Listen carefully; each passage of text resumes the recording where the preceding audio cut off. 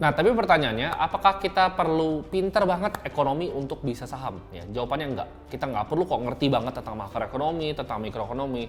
Jadi kalian jangan anggap ini seperti pelajaran yang bahasa alien gitu. Tapi gue akan coba simplifikasi hal-hal yang orang biasa ngomongin sebagai ribet. Nah, sebelum kita membeli saham, kita harus tahu bahwa instrumen aset kelas saham itu memiliki dua keuntungan. Ya. Yang pertama adalah tentunya yang kita ekspektasikan adalah capital gain, yaitu kenaikan harga sahamnya. Contohnya, saham A harganya 1000, misalnya 5 tahun lagi harganya 1500. Kita akan ada kenaikan di sana sekitar 50%.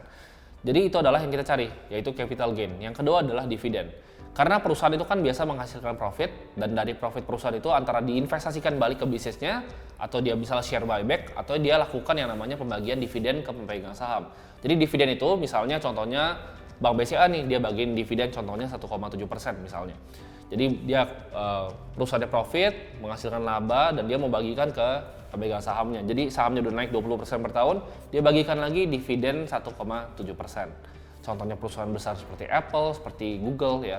Atau perusahaan misalnya kalau seperti Berkshire Hathaway, dia nggak bagi dividen, dia lebih fokus ke share buyback untuk increase shareholders value-nya.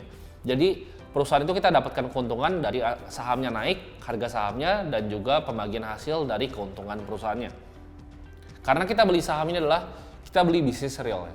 Jadi kalau kalian bayangin, kalian dari bangun tidur sampai kalian tidur lagi, itu produk yang kalian pakai semuanya ada sahamnya ya.